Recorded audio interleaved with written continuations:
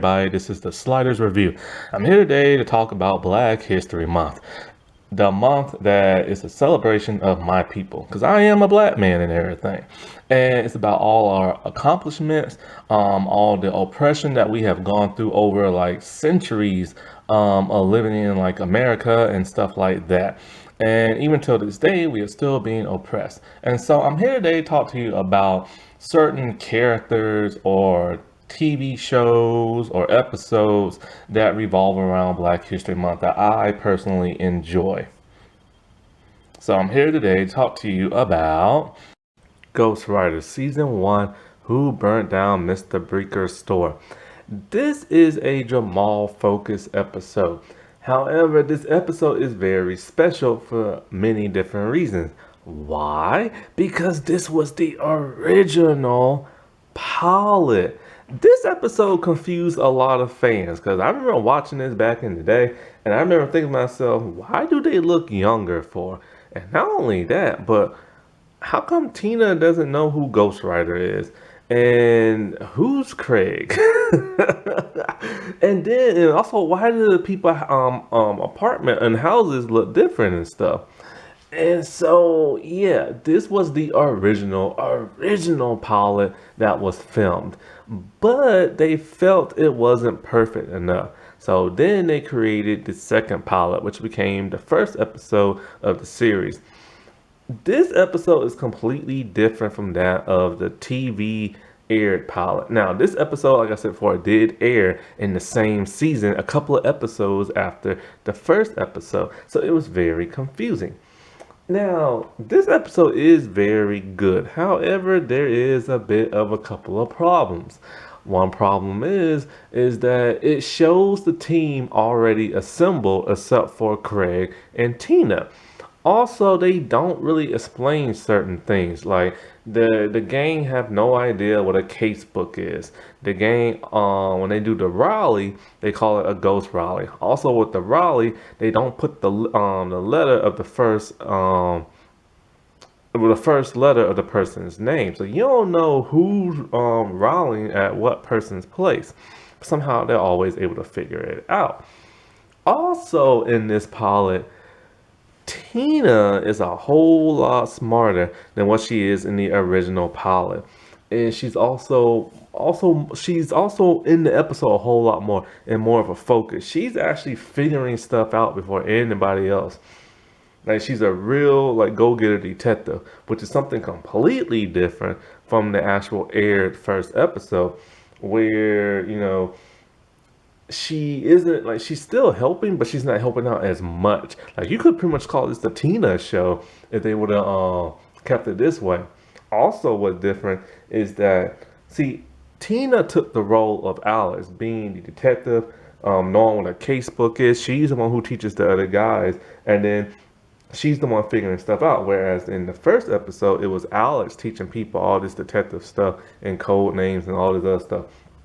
Also, Alex is really stupid in the original pilot.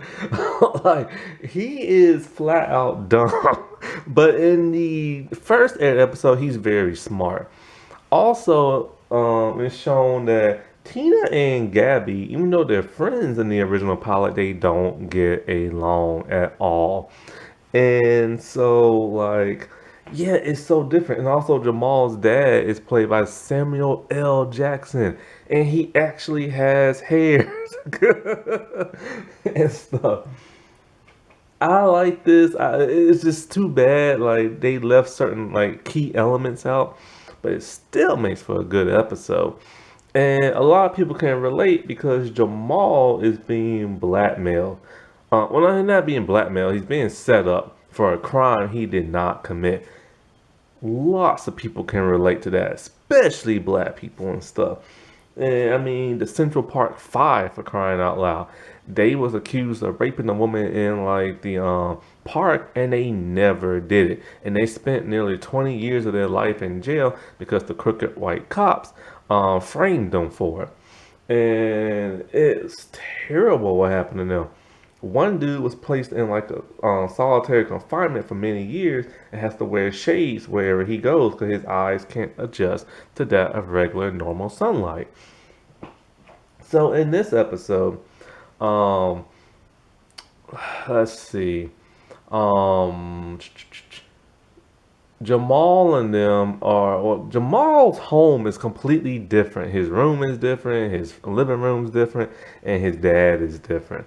And so he is at like Mr. Blinker's like store, and he's playing video games. Him and Mr. Brinker are getting along very well as he's playing video games. Then he takes off his hat and put it on top of the computer.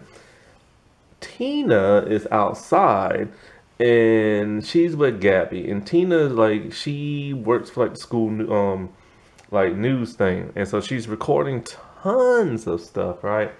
And Gabby is interrupting her by trying to like do the narration and the reporter type stuff, which pisses off Tina. Tina's just like, I don't want a reporter. I just want to like record stuff. Well, they record a man getting out of a taxi cab, and the man's wearing a suit, and he goes into the store, and he's returning a movie he bought.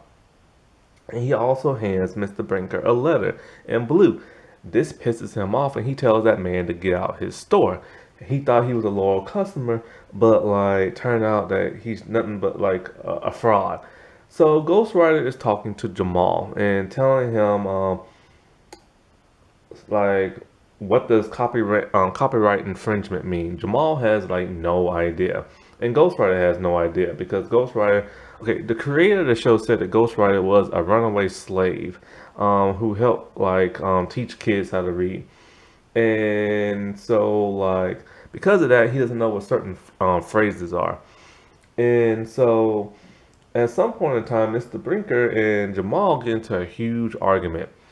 And he tell, cause see the reason why they got into an argument, cause Tina came in cause she needed a new videotape. Boy, I remember buying blank VHS tape pops. I remember that brand. And so she wanted a tape, and so he gives her one that's used. She doesn't like it. She doesn't want it that is used, but he gives her like lip and attitude. This pisses off Jamal, what he stands up for. So that's when they get into this argument.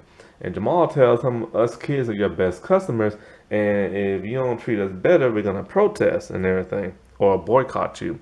And so this pisses Brink off, and he tells Jamal to get out. He doesn't want no kids there.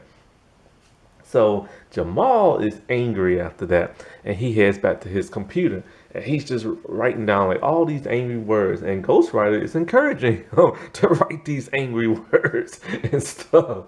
And he's all like, "Well, you feel better now?" He's like, "Yeah." And he's all like, "Cause." So then he convinces Jamal to write like a note to Brinker explaining why he's angry and all this other stuff. So he does. He write kind of like a little bit of a nasty note talking about like, you know, we are good customers and we treat you nice um and you need to start treating us better or else. And then he signed it. And so Ghostwriter always giving words of encouragement and wisdom to like the kids, which is really great. And because he tells them, you know, if you want that man to be nice to you, you have to be nice to him. Because you never know what that man might be going through. And so Jamal goes there at night. And so then he leaves the letter, like in a little door slot thing, the mail slot. Well, Jamal is startled because some kids threw some fireworks at him, or near him, I should say. And so then Jamal leaves, right? Well, the place burns down later on. And so next thing you know, when like remember I said like Lenny, Jamal, and Alex and Gabby are all on the team already, so they're all friends. And they know kind of who Tina is and stuff through Gabby. And so like Ghostwriter is telling everybody to get to Mr. Brinker's store because, like, you know, something like happened and stuff, or Jamal's in trouble. He tells them, so they all run to the store and they see what happened, and they see the detective there. I believe that the detective has passed away. May you rest in peace. Also, the guy who played Mr. Brinker, he sadly died too. He's a famous. I think he was the dad on Alf. I think I'm not 100% sure. Anyway. And so, like, you know, the cop figured it was arson. Somebody set the place on fire. And so, like, Tina wants to, like, you know, film him and interview him, but he doesn't want to. But Gabby convinces him by writing him a nice note, and so he does it. And he tells them that the fire started around 7 and that it knocked all the power off and that the time is still stuck at 7:05. So that's how they know when it happened and stuff. And so, like, he asked Mr. Brinker, has anybody ever threatened you and stuff? Well, Lenny finds like the note that Jamal wrote, and she puts it in her bag because she's nosy like that. So she took evidence and stuff. Now, when Jamal put it in the mail slot, he ripped his jacket. So there's like a thread of his like jacket here string stuck in the door. The detective finds that, right? And so Mr. Brinker starts to blame Jamal. He's like, if anybody ever threatened me, it was that kid right there and everything. So Jamal is suspect number 1.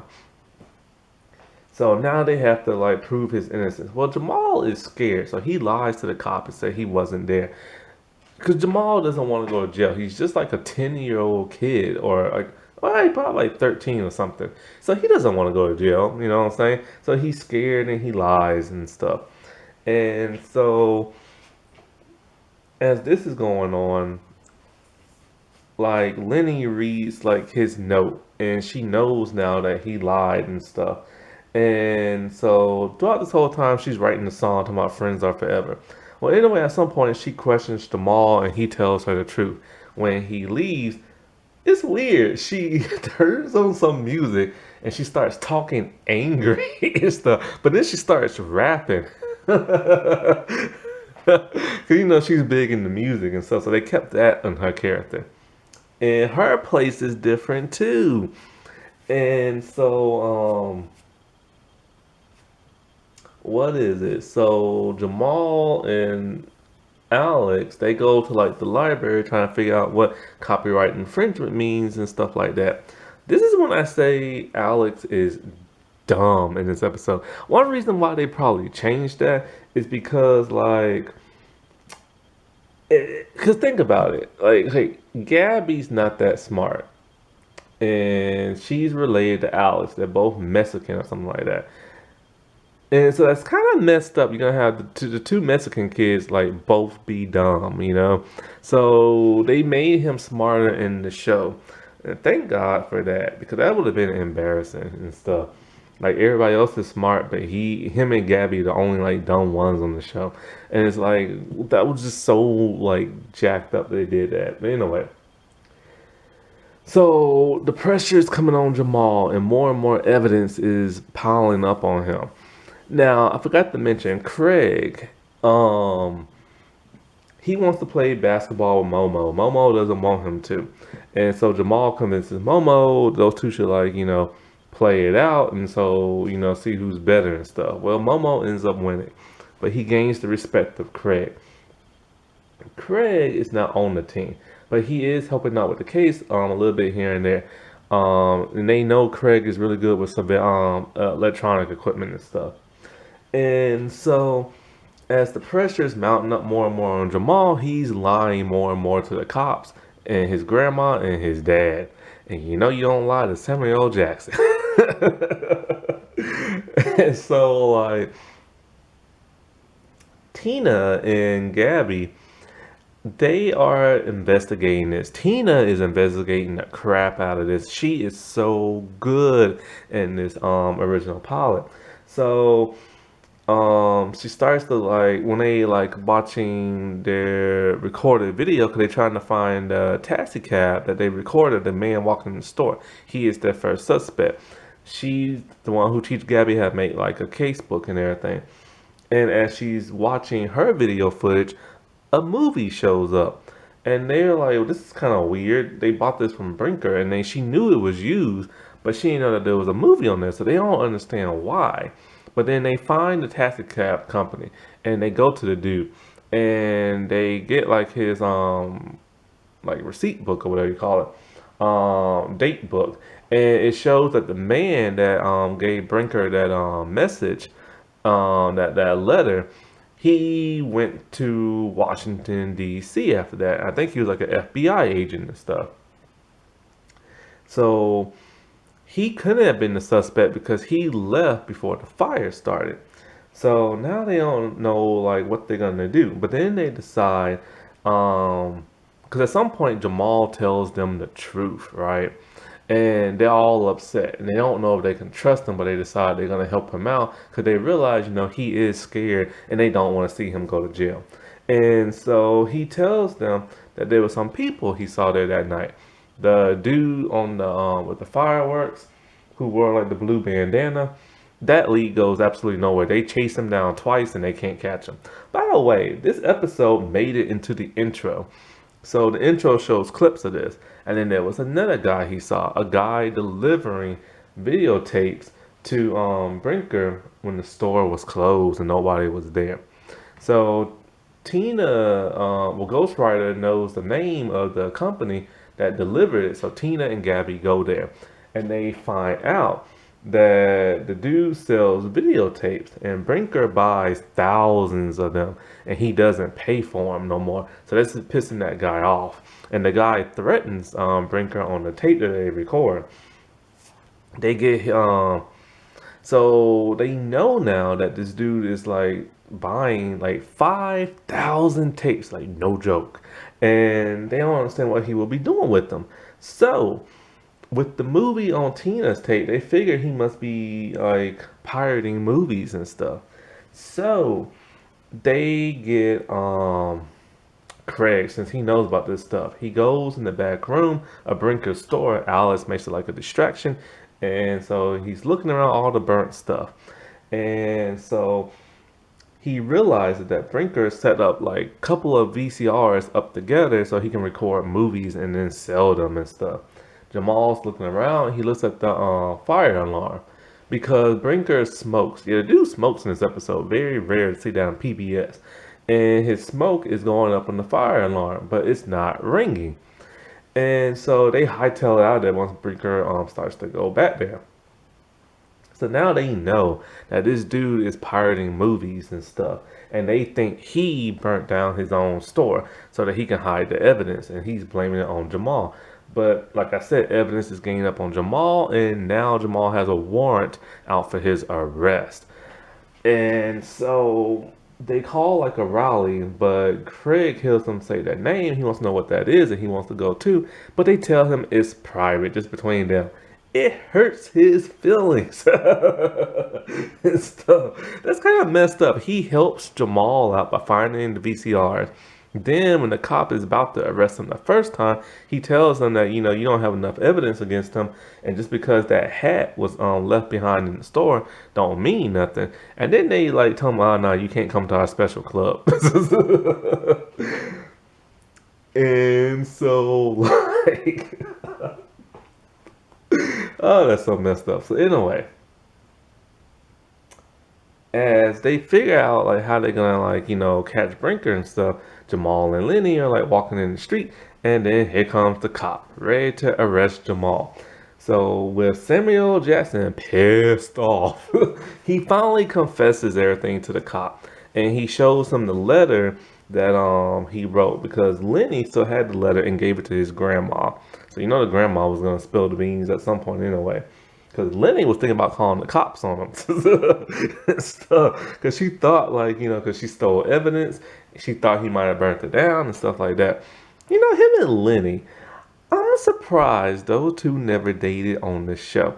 I always ship those two together because they're always hanging out. Because he was kind of like the primary dude, she was kind of like the primary female, and it just all those two always like clicked.